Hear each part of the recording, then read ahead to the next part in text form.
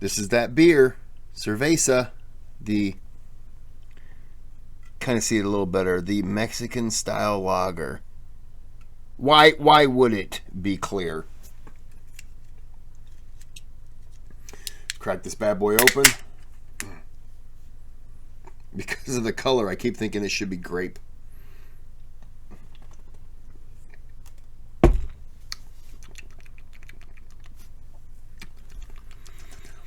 It's not bad.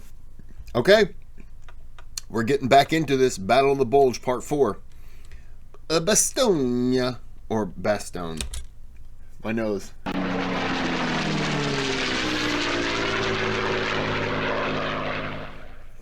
This video is sponsored by NordVPN. A VPN, or virtual private network, allows you to securely and safely use the Okay. 1944. Private Lewis Simpson of the 101st Airborne is running a message to his battalion headquarters. Amid a light snowfall, Simpson comes across a Sherman tank guarding the road leading north into Bastogne. 50 yards down the road is a burning Panzer IV. Simpson walks up to the tank where a sergeant is casually sitting on the turret as though it is a horse saddle. What happened? The exhausted sergeant looks back at the burning German tank with a bored expression and simply responds, "Oh, they tried to get through." The defensive line around Bastogne is so thin that enemy tanks and infantry routinely probe the perimeter searching for weak points. Simpson can't help but wonder if his battalion would have been cut off had it not been for the casual sergeant who had fired first. Bastogne is surrounded. The siege is a nightmare for the soldiers trapped in the strategically vital town. German mortars continually shell the defenders during the night, and their snipers keep the paratroopers' heads down during the day.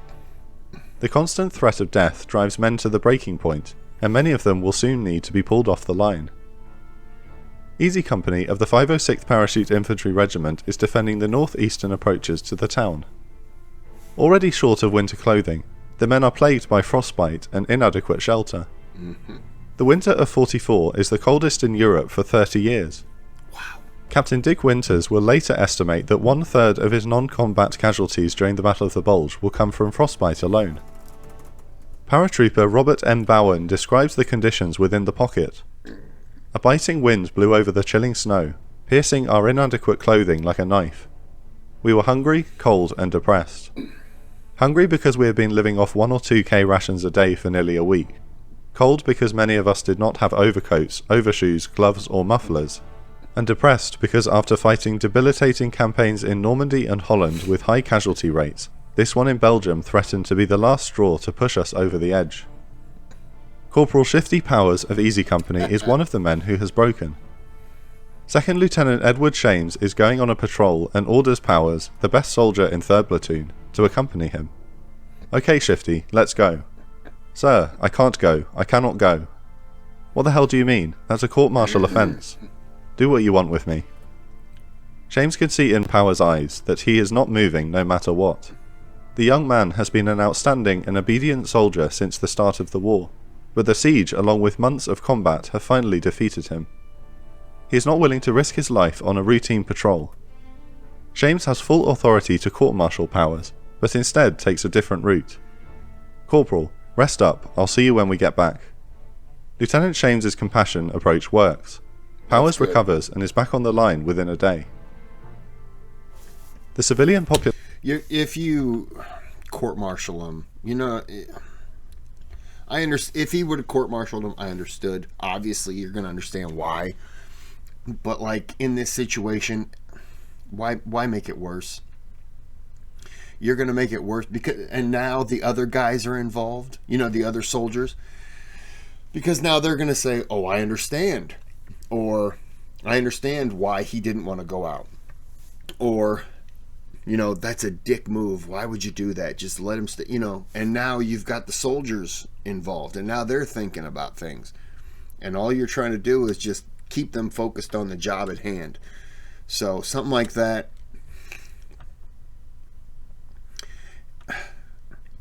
To all the other soldiers here who are on patrol, it kind of screws them over because they're short one person. But I think they would all understand. I would hope. But at the same time, if I'm in that unit, if I'm this guy right here, oh, I'm pissed at him. I'm out here risking my life for you as well. And this is how you do me? Sorry, I had to burp. Okay. I'm both ways on it, is what I'm saying. Population in and around Bastogne is suffering as well. There had not been enough time to evacuate the more than 4,000 inhabitants of the area to safety before the town was cut off. German artillery fire has destroyed more than half of the habitable buildings, leaving Belgian civilians to huddle together in cellars for warmth. 101st Airborne medics do the best they can to take care of the sick, but the bulk of their attention is needed for incoming battle casualties. In most cases, the civilians must fend for themselves. Despite the danger to their lives, 2 civilian nurses from Bastogne, René Lemaire and Augusta Chewy, volunteer at the 20th Armoured Infantry Battalion aid station to treat wounded men. On Christmas Eve, a Luftwaffe bomb strikes the aid station, killing 30 men along with Lemaire. Chewy survives the war, and both women are remembered today as the Angels of Bastogne. Wow. General Heinz Kokott commands the German forces surrounding Bastogne, and is ordered by his superior General Luttwitz to destroy the pocket by Christmas Day. Kokott launches a concentric attack on the entire perimeter on the 22nd of December. In many places, the Germans capture roads or villages only to be surprised by tenacious American counterattacks and are pushed back. General Luttwitz is impatient to end the siege and decides to bluff the Americans to surrender. At midday on the 22nd of December, an ultimatum is submitted to his American counterparts: surrender within the next 2 hours or be destroyed. The message is passed on to Brigadier General Anthony McAuliffe, who simply exclaims, "Oh, nuts." To the joy of his men, this informal muttering is formally relayed to the German representatives, who are understandably confused.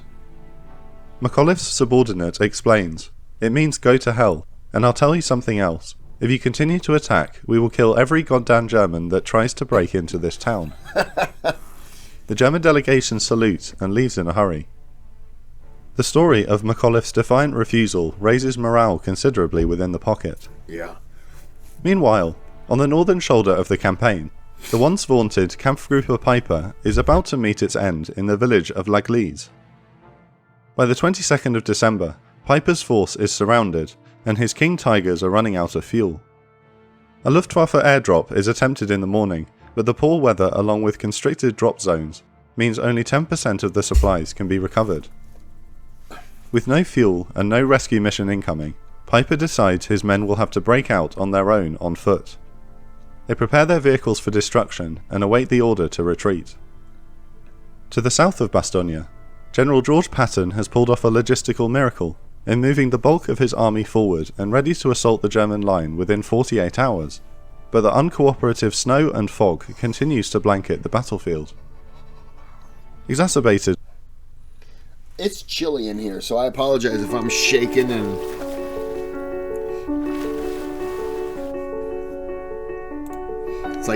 It's like 55 degrees in this room. It's chilly. Oh, you want to be up here too now? Exacerbated by similar weather frustrating his advance further south in the line in the weeks prior, Patton distributes a prayer written by his chaplain to the men on the night of the 22nd of December. It reads in part, "Almighty and most merciful Father, we humbly beseech thee of thy great goodness to restrain these immoderate rains with which we have had to contend. Grant us fair weather for battle." His request for divine intervention appears to work. The following day, men across the Ardennes wake up to crystal clear skies. Patton writes Chaplain O'Neill up for a Bronze Star, while Allied air controllers across Western Europe scramble every aircraft that can fly. They all receive the same weather report, visibility unlimited. The top priority is to keep the defenders of Bastogne fighting.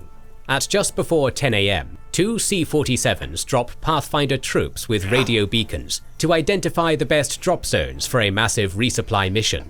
Soon after, German observers spot an armada of 241 transport aircraft and 82 P-47 Thunderbolts flying east towards Bastogne.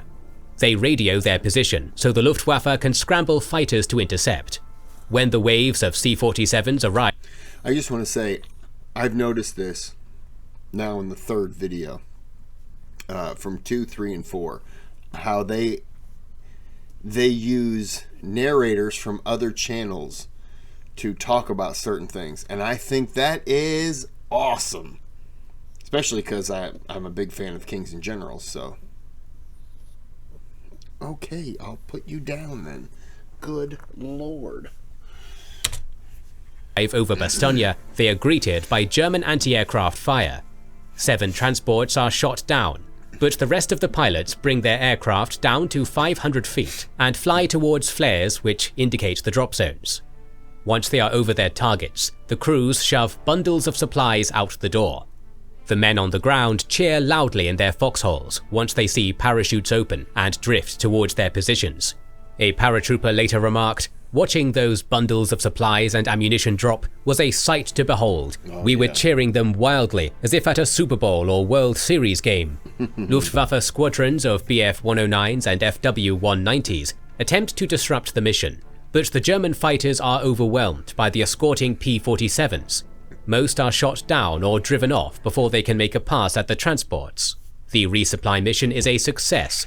American logistical officers are able to recover 95% of the 334 tons of ammunition, food and medical supplies dropped to the 101st Airborne and 10th Armored Divisions. It is more than enough to keep the Americans in Bastogne in the fight. With their task completed, the C-47s head for home, while the 82 escorts loiter above Bastogne for the next part of the operation. The P-47s circle and pick out ground targets, in some cases following tank tracks in the snow right to concealed panzer companies. The Thunderbolts then unleash a hurricane of rocket and cannon fire on German positions. German AA positions can do nothing as the American fighter bombers rake artillery positions and ammunition dumps with accurate fire. Despite the best effort of Allied air controllers and flares marking friendly positions, some P-47s accidentally attack US troops. In one case, angry paratroopers fire back at the friendly aircraft. The pilot believes he has found an enemy machine gun nest and calls for other Thunderbolts to make gun passes. Oh no. The position is strafed multiple times before an officer runs out into the open waving an identification panel. The US aircraft realise their mistake and peel off. Miraculously, no paratroopers are wounded or killed in the friendly fire incident. Jeez. Despite this mishap, the return of Allied air supremacy is a welcome morale boost to the surrounded men at Bastogne. It also has the effect of keeping German artillery fire quiet for the rest of the week, with gun crews fearful of revealing their positions during the day. Yeah. These actions are repeated across the entire front. More than 3,500 Allied aircraft take to the sky to pound German armoured columns and logistics. Half of the fighter bomber units are delegated to smashing the American advance on the Meuse River. The spearhead of the 2nd SS Panzer Division Das Reich has been forced to halt after its supply train is disrupted by bombing. Just ahead of them is the crossroads at Baraque de Freiture, which controls the highway from Liège to Bastogne. The furthest point of the German advance is now only 10 miles from the nearest Meuse River crossing. Holding this position is a mixture of units from the 82nd Airborne, the 106th Infantry, and 7th Armoured Divisions, commanded by Major Arthur Parker. Parker has been ordered by the commander of the 82nd Airborne Division, Major General Jim Gavin, to hold the crossroads at all costs. Despite limited artillery and armour support, Parker uses the excellent fields of fire at the crossroads to his full advantage. The first attack comes on the 21st of December, as a patrol from the 560th Volksgrenadier Division stumbles upon the position. Parker has his 50 caliber quadruple mount anti-aircraft half-tracks train their guns on the approaching enemy. The half-tracks, nicknamed meat choppers by the GIs, tear the enemy infantry to shreds as they approach the crossroads. The attacking German column numbers just 80 against his 300 men with half-track fire support. Meat choppers? That gun was called? Ugh, it's not a gun you want to run into. Jesus. The Volksgrenadiers retreat in disarray after suffering heavy casualties at the cost of no Americans killed. No. The defenders capture an officer from the Das Reich division, alerting Parker that he is about to be attacked in force by panzers. The following morning, the enemy returns with much greater firepower. A German assault by the Volksgrenadiers is launched while Parker's men are eating breakfast. The attack is beaten off with help from the meat choppers, but Parker's men suffer heavy casualties. The US infantry's brown uniforms are easily visible against recently fallen snow, making the men easy targets for the enemy. At 3 PM, the Germans launch another large attack. Following a preemptive artillery barrage, an entire regiment of SS Panzer Grenadiers, supported by 2 companies of tanks, advances up the road towards the defenders. During the battle, Parker is wounded and many of his men are forced to withdraw after running out of ammunition. At a roadblock to the north of the crossroads, glider troops from the 325th Glider Infantry Regiment of the 82nd Airborne are ordered to reinforce the endangered position to their south. They move towards Barraque de Freiture with 2 platoons of Sherman tanks from the 3rd Armoured Division, rallying retreated American soldiers on the way to follow them back into the fight. The German Introducing the first ever Sierra EV Denali. It is the Denali of EVs. Discover Werther's original caramel popcorn. Try it today. Wow. The German troops are caught by surprise when the American reinforcements arrive. They had believed they were just in time, too, apparently. to clear the area of Allied forces. The Glider infantry, along with the Shermans, pushed the SS Panzer Grenadiers and tanks back from the crossroads. The Americans dig in for another assault, now under the command of Major Elliot Goldstein. However, their reprieve doesn't last long when the Das Reich division launches one final attack in the evening with every available unit. The Germans are desperate to break through and complete their dash to the Meuse before the end of the day. Before the assault, the German forces use captured radios to jam the waveband for American forward artillery observers. This time, the mixture of glider troops, infantry and armour can't hold back the enemy, which is now coming from the south. Wow. German panzers and a mounted 88mm flak gun knock out most of the Shermans and force many of the American infantrymen to fall back. Like the 101st Airborne paratroopers outside of Foy, several men of the 325th Glider Regiment climb into shot-up Sherman tanks to fire back using the still operable main guns. Despite their heroics, the glider troops and infantry are slowly overwhelmed by 7:30 PM.